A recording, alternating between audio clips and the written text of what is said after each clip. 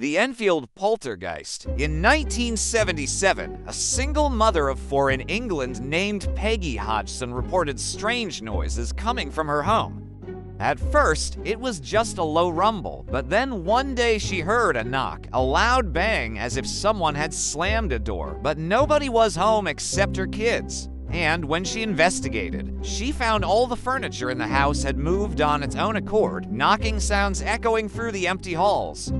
Then, one day, her 7-year-old daughter, Janet, came running into the kitchen in a panic. She claimed she'd been thrown from her bed by an invisible force. Now, skeptics said it was all in the kid's imagination, but then things started happening that even they couldn't explain.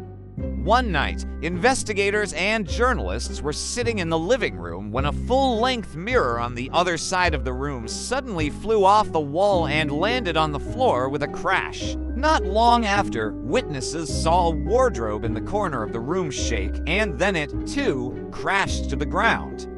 To make matters worse, it split open, revealing an old leather-bound book inside.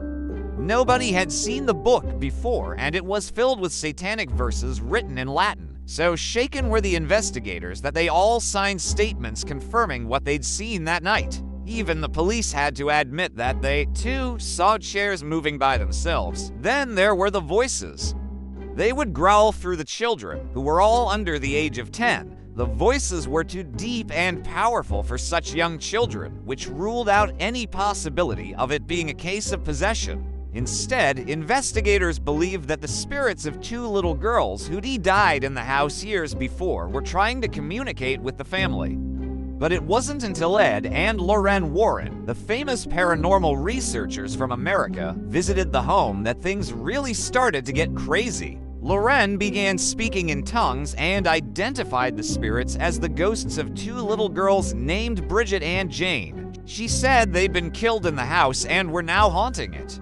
Now, skeptics say it was all a publicity stunt by the mother who was tired of living in a boring world and wanted some excitement.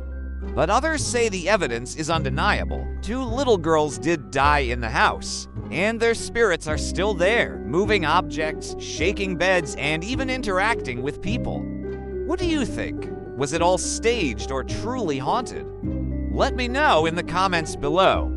And if you like this kind of content, be sure to like and follow for more real scary stories every week. Thanks for watching.